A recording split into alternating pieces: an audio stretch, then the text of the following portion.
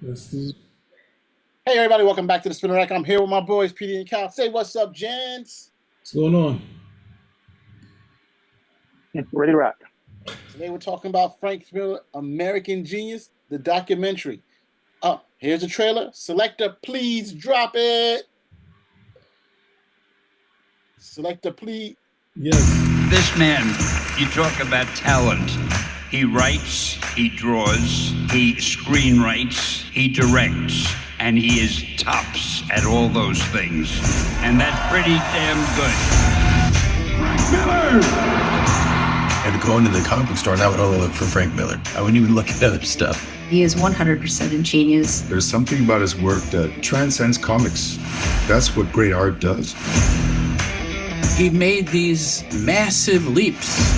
The Daredevil series, Ronin, Wolverine, Sin City, Superman 300. The Dark Knight Returns, the introduction of the graphic novel to American superhero comic storytelling. I have a relationship with the audience who I like to tease and I like to thrill. Frank's power comes from silhouettes and shadows, which makes everything more valued.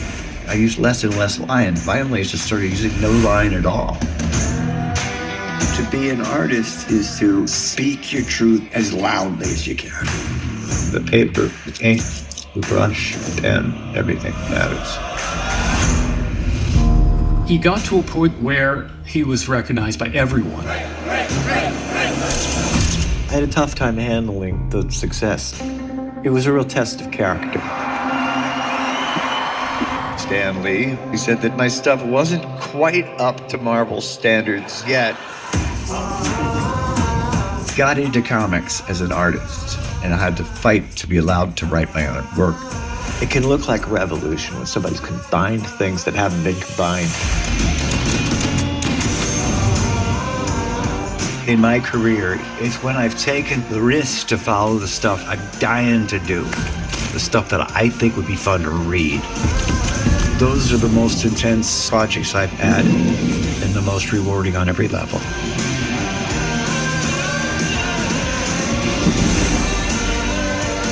Through persistence and good luck, I managed to spend my life doing exactly what I wanted to do ever since I was 5 years old. That's about as American as it gets.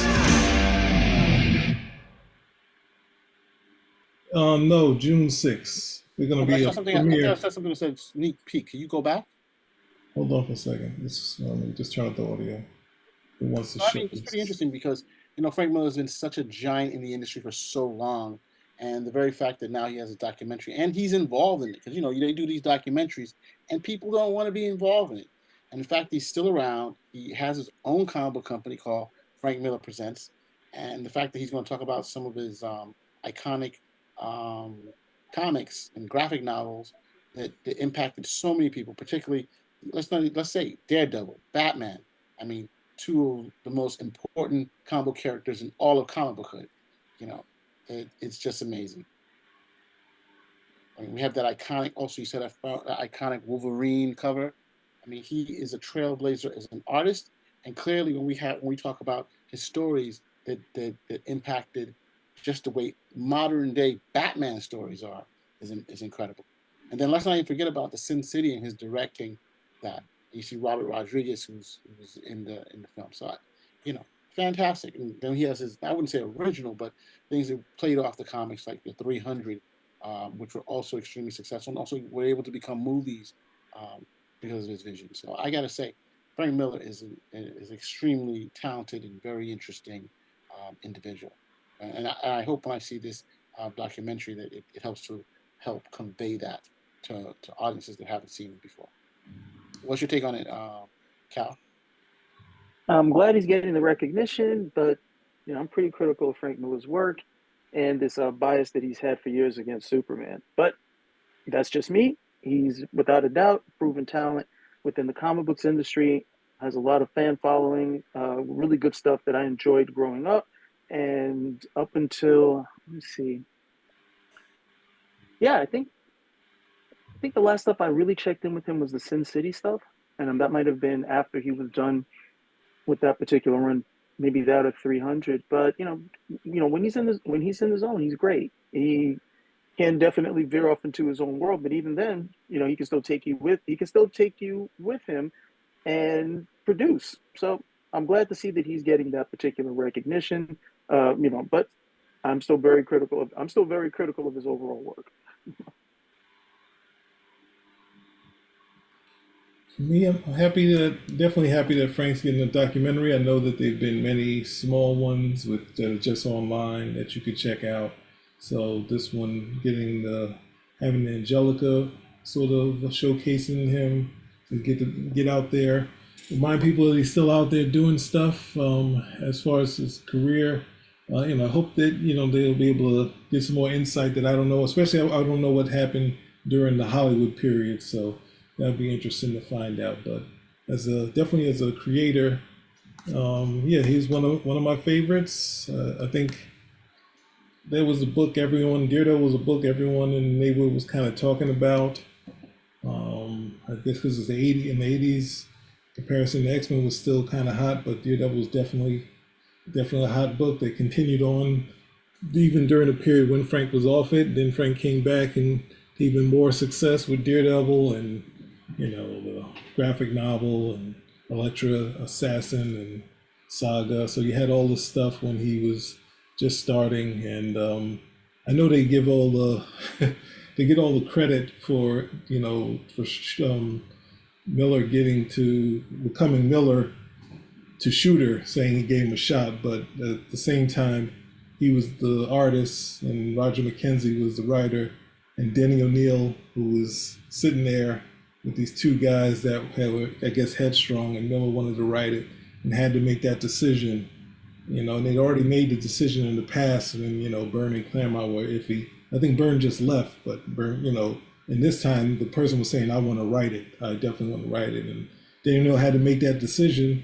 And he said, let me lean towards Frank, and it kind of, set off a fire in between comics and for writing, because you can see Chris Claremont when he was writing Wolverine kind of became a little more terse when he was writing. It took out a lot of not all the time, but some of the content. There'd be a big splash page, and there'd be a couple of words on there similar to what Frank was doing. So definitely glad to see this. It'll be interesting to see some of the, as I said, some of the stuff of him in Hollywood and what was going on that. I know outside of being able to do he was able to do a couple of commercials too. So to see what was going on when, Hollywood basically pulled him. I know some of the inside of, when he was about to break up with Lynn Garley, his wife, but, I was surprised to see this today and then see the still opportunity to check it out. So yeah, definitely for me. One thing I just wanted to bring in about Frank Miller. And this is what I heard from a very intelligent individual who, asked not to be quoted, but he basically said Frank Miller has, through his comics, single-handedly changed the way stories were told in comic books, as well as some of the movies that have been influenced by him. Again, I can only say Batman because Batman looms so large in the entire comic book landscape. He's like the Mount Rushmore, and everything else is like, like just a regular statue. And so when you look at some of the stuff that he's done, particularly he's done movies such as Sin City, which broke huge ground, and then he's done his stuff, the Dark Knight series of comics, and then even the Born Again stuff that he gets for Marvel. It's just amazing that we have this stuff coming through. Well, you also can say like taking the heroes and being able to pre-Elseworld, basically doing the version that you want to do with them, because I think even recently Mark Silvestri was able to do a Batman story where he's, not doing the same similar art. His art is getting closer to, I think, Bernie Wrightson, but basically doing a story where the Joker has one of the mainstays captured and he's sending them pieces of him at the same time. So basically being able to play with these myths and, breaking the tools in the outside of the normal realm, like outside of the main continuity. And of course, DC, liking it so much, tries best to work all of his Batman stuff into the regular continuity. So it's like, yeah, any salacious thing that they was got some buzz, kind of made it into it. So I know it's just sorry. Kyle, did you want to add to that? No,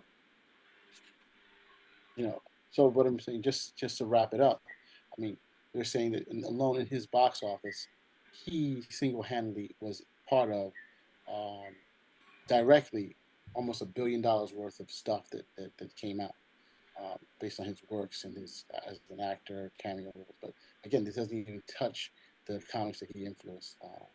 As a story creator and stuff like that.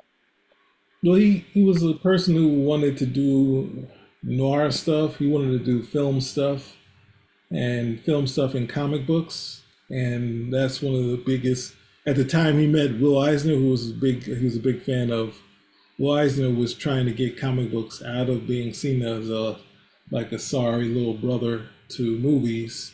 So he was like, no, movies are not. So they'd have these discussions about it. So Frank Miller was able, because Frank Miller was also influenced by Steranko. So it was things that he felt was kind of filmic. But then at the same time, he also understood comics in such a way where there's so much stuff you could do and indifferent from what you could do in movies. But he was kind of saying we're still kind of siblings in there because we're still kind of visual medium. But him being one of the people who basically his light. Now that's the thing. One of his when it came to his peers, when he came in with all of his lighting effects, his peers were doing lighting stuff, but they weren't necessarily doing his style. They would do it in their own style. I think there's a who is Donna Troy, like that was like having Dick Grayson in a kind of a detective type story, kind of hard-boiled story. And I think throughout Burns' career, there's been moments where he's added kind of Frank Miller lighting, but not the same way that he's done it. But he also, got pretty upset when Jim Lee was doing it, because Jim Lee was basically took a Sin City character and put it in a Jim Lee book. And it was like, so it was kind of tough. He was kind of had issue with it. But, as a talent, he brought a lot of things to it that the people, and brought some things that people forgot back in the comic books, same that Steranko did. Ultimately, the wide angle format for 300, like printing it like that, because we never got to see Steranko's Outland printed out in layout form, a double splash patch like that, and he did it for 300. So taking something that, when you see like the middle fold out of a comic, having that sort of as a printed book. And I think, who was it? There's a series called Eros the Spartan. There's a British series. And it was something that was in like the 60s. And those were actual newsprints that were the middle foldouts in the British newspaper. And I think they had Walt Simonson, Byrne, Dave Gibbons, and a bunch of other people. It's in the same realm of 300. And Byrne was just begging those guys, please print it like 300, print it like a layout. And they, because it's not going to, putting it on the spine, it's going to be tough in this. And I had the book here, and it's like he wished he kind of did it like 300. So it's not a format people always look at and always use, but Frank Miller's been using it for his most recent work. So it's something that I think, if other creators look at, they should see if they can do that too, because Steranko did it pretty well with Outland. And there's a lot of things in the past that were done that way, that were single huge layout, but then printing it that way would be gorgeous. So, maybe there's a chance someone else uses that too, but I'm glad it's happening. That's all I got to say. Well, I just want to throw one little thing that, Alan Moore did kind of throw a bomb at him at one point, so regarding his stuff. Alan Moore threw a bomb at everybody. Okay, well then I guess there's no news.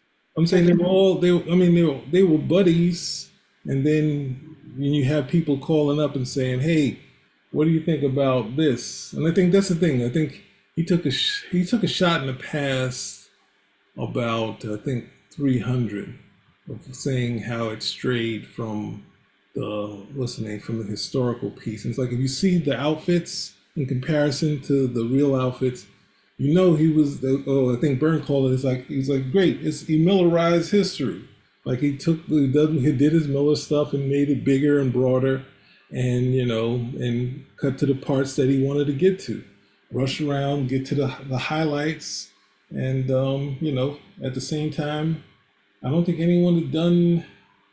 We'd seen historical stuff from time to time, and having Frank Miller's approach to it was just a fun thing. And it was, coming in at that point at the 300, it felt like he could do no wrong until Dark Knight Strikes Again. So it is what it is.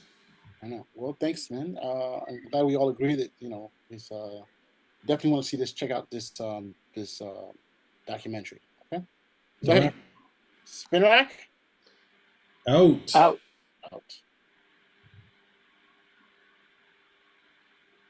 Just pick a topic. I'll be right back in a second. Hold on.